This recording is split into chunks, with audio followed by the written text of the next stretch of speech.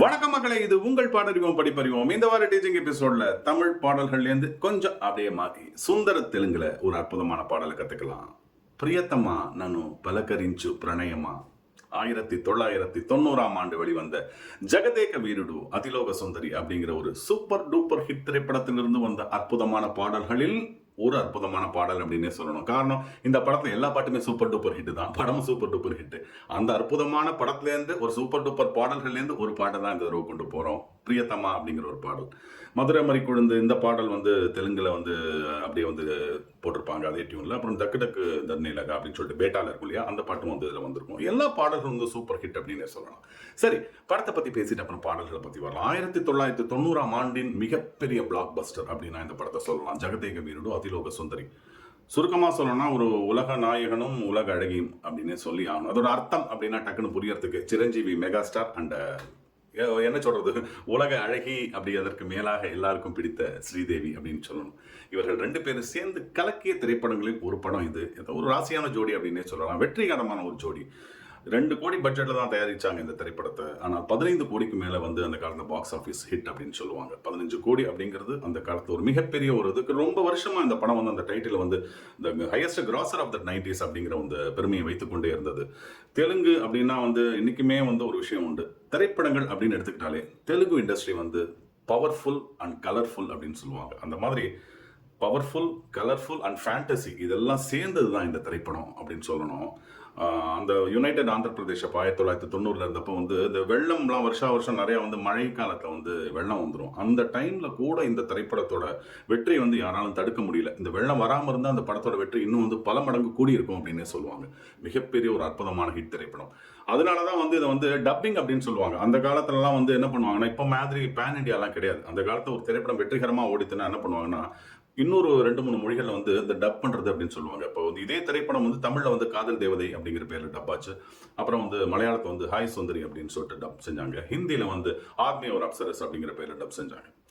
இது ஒரு வகையான இருக்கு. அப்புறம் என்ன பண்ணுவாங்கன்னா, ஒரு திரைப்படம் பயங்கரமா ஓடிடுச்சு அப்படின்னா இப்போ ருத்ரவீணா மாதிரி திரைப்படம் தெலுங்குல பயங்கர ஹிட் ஆச்சுன்னா அந்த டப் பண்ணாம என்ன பண்றதுன்னா, அதே திரைப்படத்தை இங்க இருக்கிற நடிகர்கள் வச்சு ரீமேக் செய்யறது. அதே கதையை வைத்து அதே இயக்குனர் என்ன செய்வாங்க, ரீமேக் பண்ணுவாங்க. அங்க ஆந்திரால அந்த படம் ஹிட் ஆயிருக்கும், தமிழ்ல செய்வாங்க. இந்த திரைப்படம் மிகப்பெரிய பொருட்செலவுல உருவாக்கப்பட்டது. அந்த காலத்துல 2 கோடி அப்படின்னா ஒரு பெரிய விஷயம் தானே. அதனால இது தமிழ்ல ஸ்ரீதேவி மாதிரி ஆக்டர்ஸ்லாம் இன்னொரு தடவை கால்ஷீட் கிடைக்காதுங்கிறதுனால அந்த வெற்றியை கொண்டாடணும், அந்த சூட்டோட சூடான்னு சொல்லிட்டு பல மொழிகளை டப் செஞ்சாங்க. பல மொழிகளை டப் செய்தும் இந்த திரைப்படம் வெற்றிகரமாக ஓடியது அப்படிங்கிறது ஒரு முக்கியமான விஷயம்.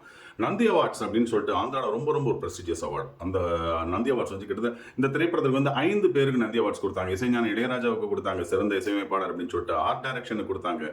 அப்புறம் சுந்தர மாஸ்டர், நம்ம பிரபுதேவாவோட ஃபாதர் சுந்தர மாஸ்டருக்கு பெஸ்ட் கோரியோகிராஃபி அப்படின்னு சொல்லிட்டு கொடுத்தாங்க.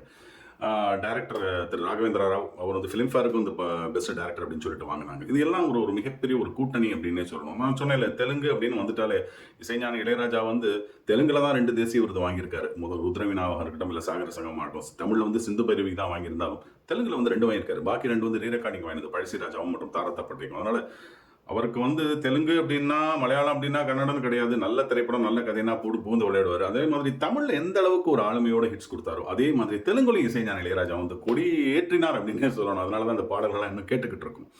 சிரஞ்சீவியா இருக்கட்டும், இல்ல ஸ்ரீதேவியா இருக்கட்டும், ராகவேந்திர ராவ், இளையராஜா, வெட்டூரி அப்படிங்கிறத அந்த படத்தோட எல்லா பாடல்களும் எழுதினார். இந்த அற்புதமான ஒரு கூட்டணி எங்கேயோ கொண்டு போச்சு அந்த 1990கள். அந்த காலங்கள்லாம் நிச்சயமாக வராது.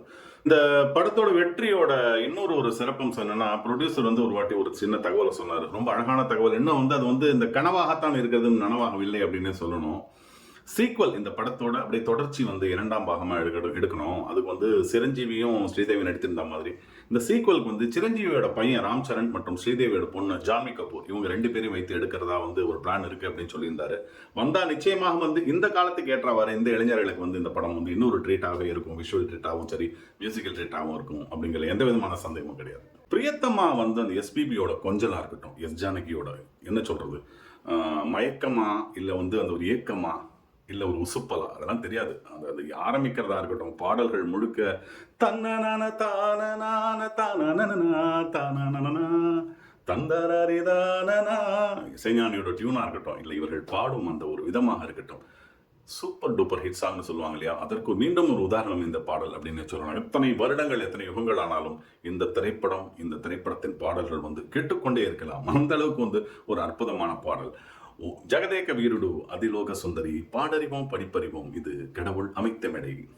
நன்றி மக்களே.